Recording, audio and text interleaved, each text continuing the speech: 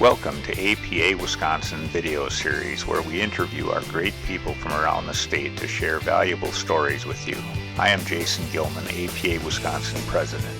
Today it is my privilege to introduce to you Ned Noel, the Planning Manager at the City of Eau Claire. Ned has over 21 years of experience in municipal planning in 2 states and has many great stories to tell. His passions for sustainability, being a great mentor, and tackling planning policy projects like Eau Claire's ongoing Century Code update comes through in this interview.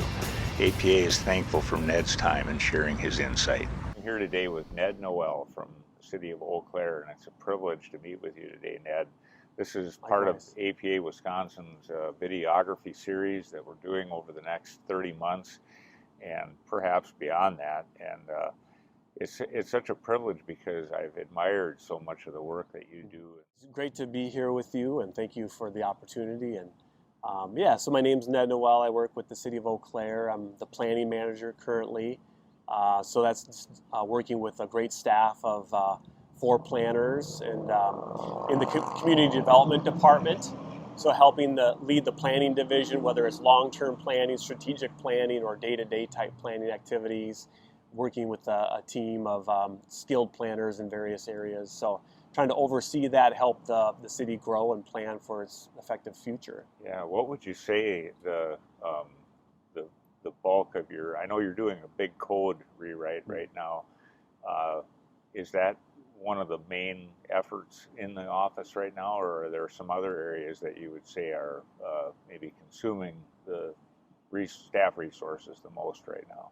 Yeah, right now I think our focus is really on our code reform project of overhauling our last code, which was looked at comprehensively in 1990. So it's been 30 plus years, and things have changed across obviously the nation and the way we live and do business in our society. So just trying to adapt and upgrade the code, make it more user friendly, try to reduce some of its just barriers for exclusionary type things in terms of separating different land uses. So we're really excited about the opportunity just to sort of turn over every stone, nothing's sacred here, and looking at innovations and possible changes that will really help the community.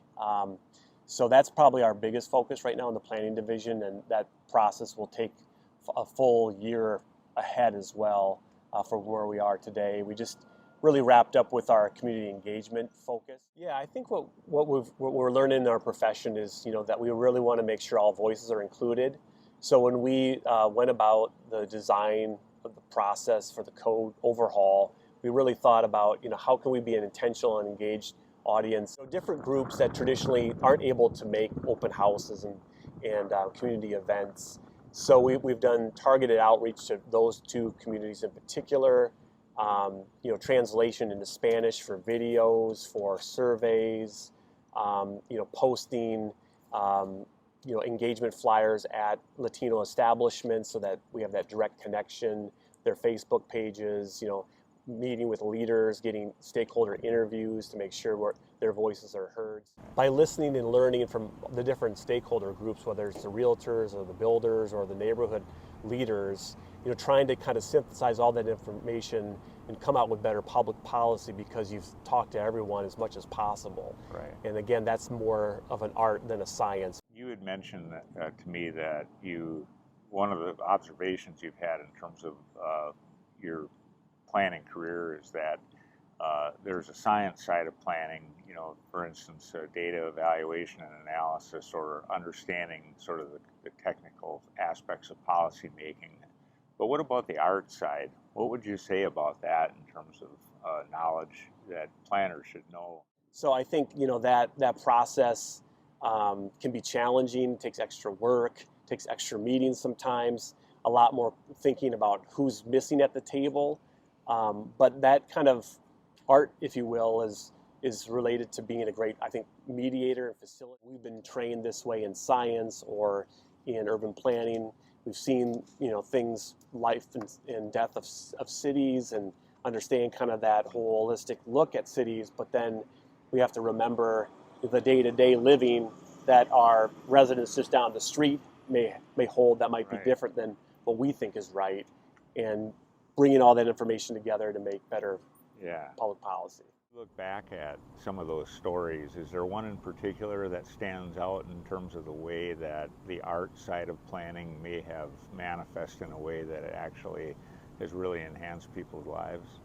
Yeah, I think part of the public process that we went through with sort of our redevelopment area of our confluence with the Pablo Performing Arts Theater, Haymarket Plaza, Urban Plaza, and then also a college apartment building with mixed use, all centered on the confluence of the two rivers here in Eau Claire, was really an important step for our community, different stakeholders, whether it was the arts theater or the University of Wisconsin Eau Claire or other business and developers that were involved in that.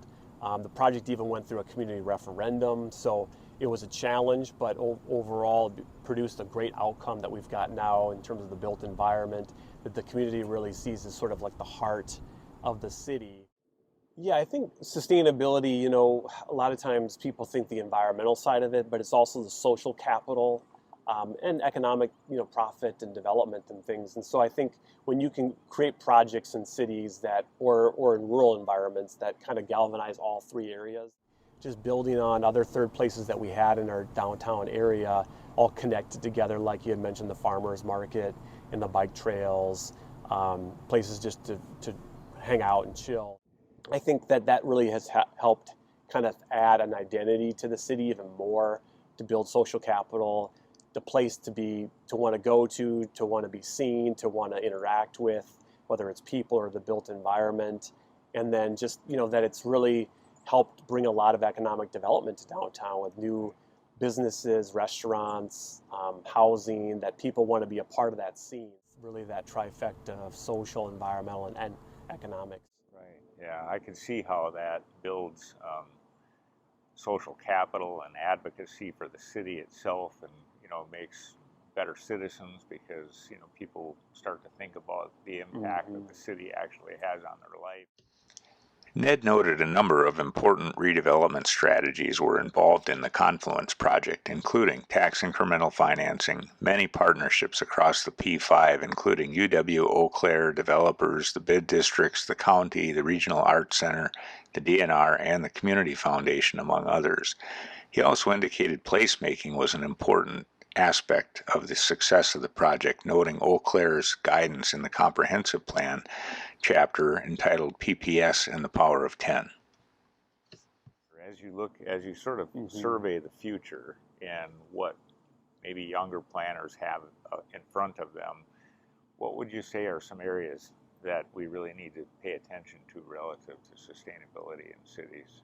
Yeah, I think, and this gets back to the environmental, but also in terms of economics and social, is kind of energy first design. So thinking about how we lay out our buildings, our site plans, our subdivisions, so that we can kind of naturally take a hold of natural forms of energy, of light, of wind.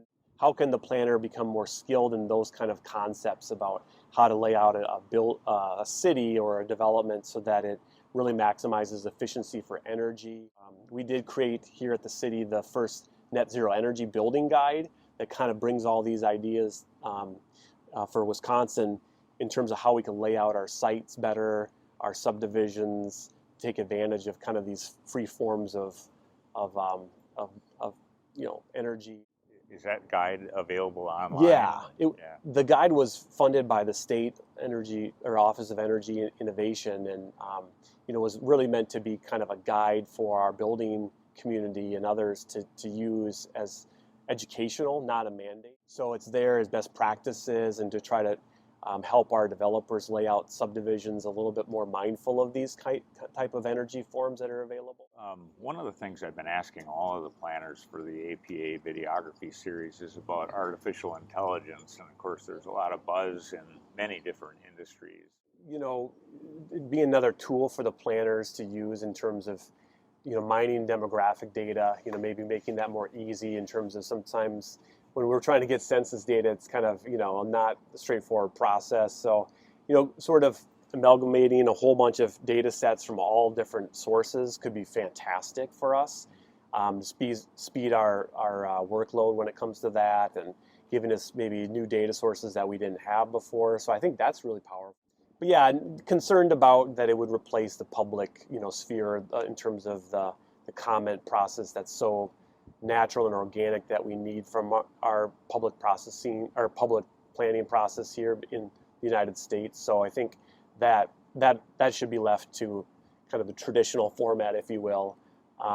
But maybe there's some ways that technology can help disseminate information to the public better, so that they have a better scope of what's at hand for a project or a plan. When people in our profession look at the next 10 years, where would you say those challenges and opportunities lie? Yeah, I think for Eau Claire as a growing community, the two challenges would be housing affordability, housing stock, just having more housing, and then also land consumption.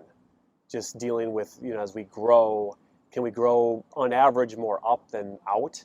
Right. Because we're, taking up prime agricultural land, scenic lands, and there's a lot of tension points, as we know in Wisconsin, with that intergovernmental relationship between towns and cities and counties. Trying to be, I guess, more efficient with the way we plan and use land, whether it's more mixed use that can work together, more on average, a denser community that's a little more up rather than out.